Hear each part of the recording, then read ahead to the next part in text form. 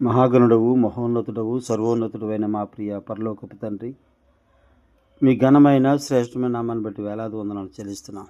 ప్రతిదినం రీతిగా మీ పాదాల చెంత చేరి శ్రేష్టమైన మాటలు ధ్యానించడానికి మీరు ఇస్తున్న మహాకృపను బట్టి వందనాలు.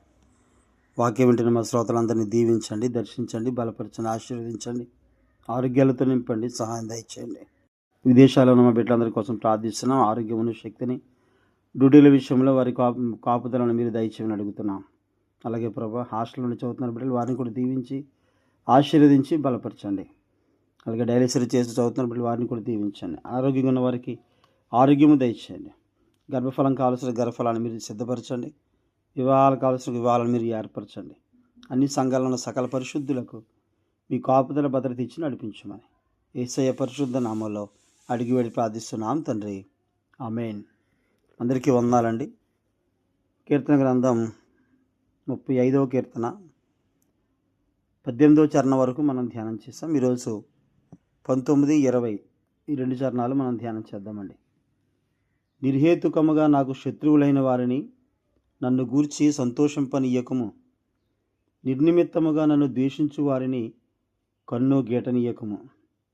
వారు సమాధానపు మాటలు ఆడరు, దేశమందు నెమ్మదిగానున్న వారికి విరోధముగా వారు కపట యోచనలు చేయుదురు. ఈ రెండు వచనాల్లో మనం చూస్తే అన్యాయం న్యాయంపై విజయం సాధించడం అనేది దేవుని ప్రజలు సహించలేనిది. దుర్మార్గులు న్యాయవంతులను యథేచ్ఛగా స్వేచ్ఛగా నలుగొట్టినప్పుడు వారికి శిక్ష రాకపోవడం అనేది చాలా బాధాకరం.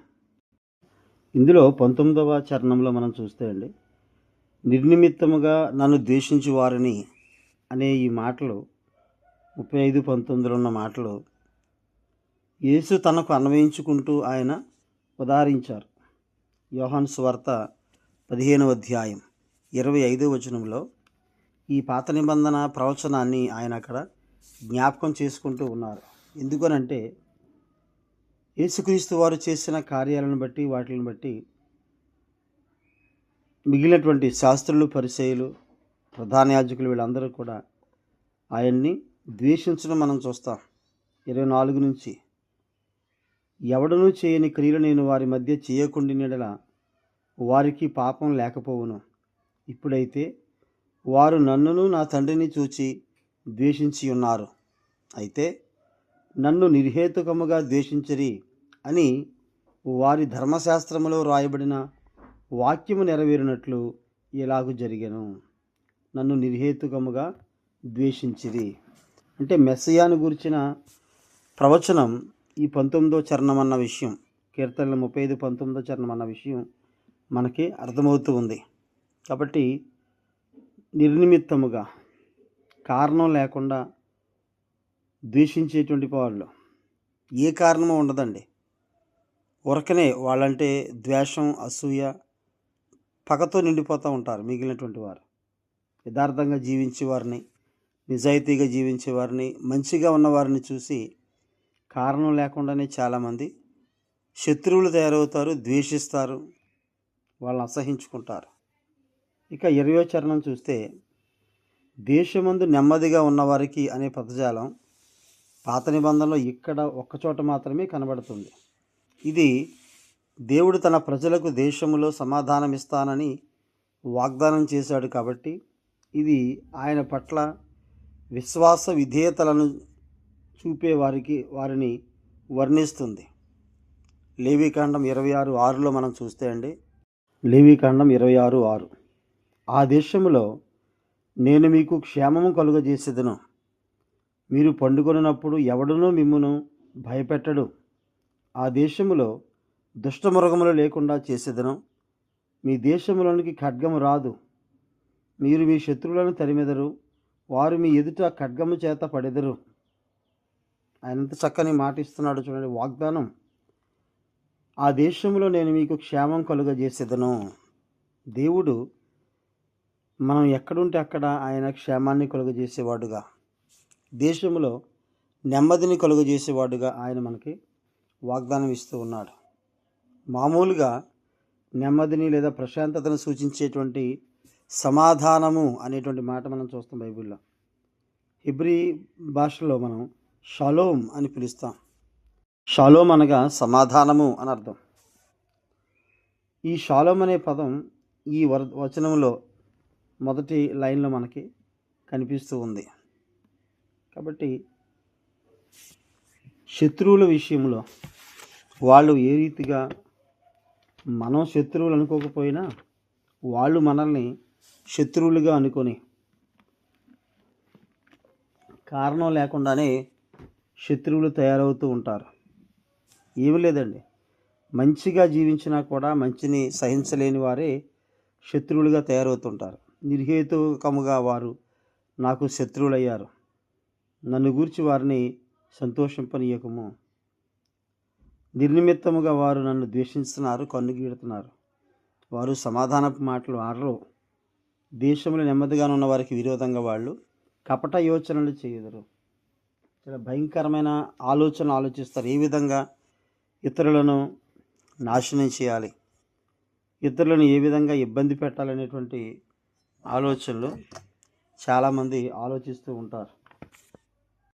కీర్తనల 13:4 కూడా నేను మరణ నిద్ర నొందకుండాను వాని గెలిచితినని నా శత్రువు చిప్పుకొనకుండాను, నేను తూలిపోయి ఉండగా నా విరోధులు హర్షింపకుండాను నా కన్నులకు వెలిగిమ్ము. నేను ఇబ్బందికర పరిస్థితుల్లో ఉండగా వాళ్ళు సంతోషించేలా చేయకుండా నాకు నీ యొక్క కృపను దయచేయి, నా కన్నులకు వెలిగియ్యి అని కీర్తనకారుడైన దావీదు ఇక్కడ ప్రార్థన చేస్తున్నాడు. అలాగే 39:4 కూడా ఈ మాట మనం చూస్తామండి. ఇదే కీర్తనలో 35 దాంట్లో మనం చూస్తాం. అలాగే 38 కూడా 38:19 అండి. నా శత్రువులు చురుకైన వారును బలవంతులనై ఉన్నారు, నిర్హేతుకముగా నన్ను ద్వేషించువారు అనేకులు, మేలుకు ప్రతిగా వారు కీడు చేయుచున్నారు. నేను ఉత్తమమైన దానిని అనుసరించుచున్నందుకు వారు నాకు శత్రువులైరి. చూసారండి, నేను మంచి మార్గంలో వెళ్తున్నందుకు వారు నాకు శత్రువులైపోయారు. ఎందుకంటే వాళ్ళు ఉన్న మార్గం మంచిది కాదు, వాళ్ళు వెళుతున్న మార్గం సరైన మార్గం కాదు కనుక వాళ్ళకి అది నచ్చక వాళ్ళు శత్రువులైపోయారు అంటున్నాడు. నేను ఉత్తమమైన దాన్ని అనుసరించుచున్నందుకు వారు నాకు శత్రువులైరి. మనం యథార్థమైనటువంటి జీవితాన్ని కలిగి ఉన్నా కూడా మనల్ని చూసి కొంతమంది అసూయపడుతూ ఉంటారు, ఓర్వలేని వారుగా కనిపిస్తుంటారు. ఆ ఓర్వలేనితనాన్ని ఏదో ఒక రకంగా వాళ్ళు బయటికి వ్యక్తపరుస్తూ ఉంటారు. అసూయపరంగా, ద్వేషం పరంగా మన యొక్క ఉన్నతమైనటువంటి పేరుని తగ్గించేసేటువంటి విధంగా కూడా వాళ్ళు మాట్లాడడం అనేది మనం చూస్తే మనం ఆశ్చర్యపోతాం. కారణం ఏంటంటే అది మన మీద వారికి ఉన్నటువంటి అసూయ పగ. అలాగే 69:4 అండి, కీర్తన 69:4 కూడా నిర్నిమిత్తముగా నా మీద పగబట్టువారు నా తల వెంట్రుకల కంటే విస్తారముగా ఉన్నారు, అబద్ధమును బట్టి నాకు శత్రువులై నన్ను సంహరింపగోరువారు అనేకులు, నేను దోచుకున్న దానిని నేను ఇచ్చుకొనవలసి వచ్చిన. యుద్ధాల్లో ఏదైతే దోచుకున్నాడో అది మళ్ళీ శత్రువులకు ఇవ్వాల్సిన పరిస్థితి ఏర్పడుతుందని అంటున్నాడు. నిర్నిమిత్తముగా నా మీద పగబట్టేవారు నా తల వెంట్రుకల కంటే ఎక్కువగా ఉన్నారంట.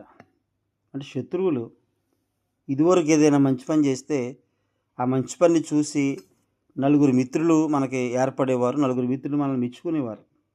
కానీ ఇప్పుడు అంటండి, ఏదైనా ఒక మంచి పని చేస్తే 25 మంది శత్రువులు తయారవుతున్నారంట. మనం చేసిన మంచి పని సహించలేక, వారవలేక ఉత్తమైన దాన్ని ఏర్పరచుకుంటే కూడా శత్రువులు తయారవుతున్నారని బైబిల్ చెప్తుంది. కాబట్టి అటువంటి శత్రుత్వాన్ని కలిగి ఉన్న వారిని మనం క్షమించాలి. శత్రువులను క్షమించడం అనేది దేవుడు చెప్పిన మార్గం. వాళ్ళు అలా ఉండనివ్వండి.